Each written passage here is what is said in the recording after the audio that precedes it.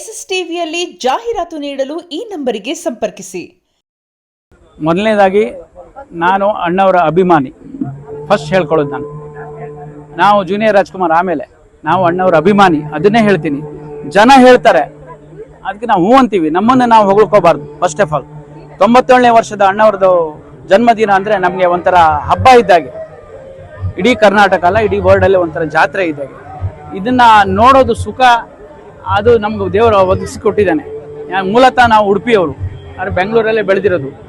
ಇವತ್ತು ಇಲ್ಲಿ ಬಂದು ಇಷ್ಟು ಜನ ನೋಡಿ, ಅವ್ರ ಪ್ರೀತಿ, ಅವರು ನಮ್ಮ ಜೊತೆಗೆ ಒಂದು ಫೋಟೋ ಹೊಡ್ಸ್ಕೊಂಡಿದ್ದು ಎಷ್ಟು ಖುಷಿ ಆಗತ್ತೆ ಅಂದರೆ, ನಾವು ಯಾವ ಜನ್ಮದಲ್ಲಿ ಪುಣ್ಯ ಮಾಡಿದ್ದೀವಿ. ಅಣ್ಣವರ ಅಭಿಮಾನಿ ಆಗೋದಕ್ಕೆ ನಾವು ಪುಣ್ಯ ಮಾಡಿದ್ದೀವಿ. ಅದನ್ನು ಹೇಳ್ಕೊಳ್ತೀನಿ.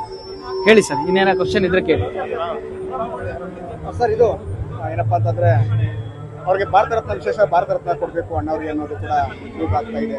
ಇಷ್ಟು ವರ್ಷ ಕೂಡ ಖಂಡಿತವಾಗ್ಲೂ ಅಣ್ಣವರಿಗೆ ಅದು ಯಾವಾಗಲೂ ಬರಬೇಕಿತ್ತು ಭಾರತ ರತ್ನ. ಅವರಿಗೆ ಬಂದಿರೋ ಬಿರುದುಗಳು ಯಾವುದು? ಕರ್ನಾಟಕ ರತ್ನ, ಕೆಂಟಕಿ ಕರ್ನಲ್ ಯಾರಿಗೆ ಸಿಕ್ಕಿದೆ? ನಮ್ಮ ಭಾರತ ದೇಶದಲ್ಲಿ ಯಾರಿಗೂ ಸಿಕ್ಕಿಲ್ಲ, ಅಣ್ಣವ್ರೊಬ್ರಿಗೆ ಸಿಕ್ಕಿದ್ದು ಕೆಂಟಕಿ ಕರ್ನಲ್. ಸೊ ರಸಿಕರ ರಾಜ, ನಟ ಸಾರ್ವಭೌಮ. ಏನು ಅವ್ರ ಬಿರುದು ಯಾವುದು ಯಾವಾಗಲೂ ಸಿಗ್ಬೇಕಿತ್ತು ಭಾರತ ರತ್ನ. ಅವರು ಈಗಿನ ಕಾಲಮಾನದ ನಟರು ಕೂಡ ಏನನ್ನ ಅಳವಡಿಸ್ಕೋಬೇಕು ರಾಜ್ಕುಮಾರ್ ಅವರು ಕೆಲವೊಂದು ಅಣ್ಣವ್ರು ನೋಡಿ ಅವ್ರು ಕಲ್ತ್ಕೋಬೇಕು. ಮೊದಲನೇದಾಗಿ ಈಗಿನ ನಟರು ಒಂದು ಏನಂದ್ರೆ, 1-2 ಪಿಕ್ಚರ್ ಬಂದ ತಕ್ಷಣ ಅವರು ಕಾಲು ನೆಲದ ಮೇಲೆ ನಿಲ್ಲೋದಿಲ್ಲ. ಅವ್ರ ಹತ್ರ ಒಂದು ಸೆಲ್ಫಿ ತಗೊಳ್ಳೋ ಕಷ್ಟಪಡ್ಬೇಕು ಪಬ್ಲಿಕ್ಗೆ. ಜನಗಳೇ ಅವ್ರನ್ನ ಆಶೀರ್ವಾದ ಮಾಡಿರ್ತಾರೆ, ಜನಗಳಿಂದ ಬೆಳಿತಾರೆ.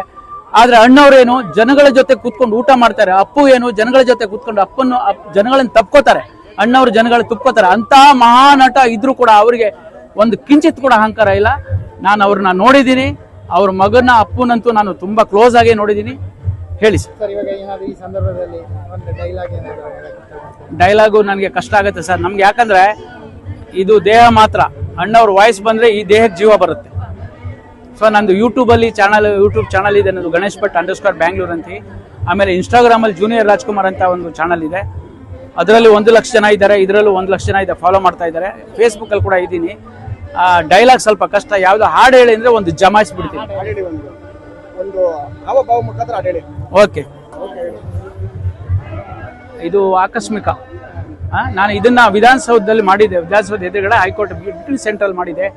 ಹುಟ್ಟಿದರೆ ಕನ್ನಡ ನಾಡಲ್ಲಿ ಹುಟ್ಟಬೇಕು, ಮೆಟ್ಟಿದರೆ ಕನ್ನಡ ಮಣ್ಣ ಮೆಟ್ಟಬೇಕು, ಬದುಕಿದು ಜಟಕ ಬಂಡಿ, ವಿಧಿ ಓಡಿಸುವ ಬಂಡಿ, ಬದುಕಿದು ಜಟಕ ಬಂಡಿ.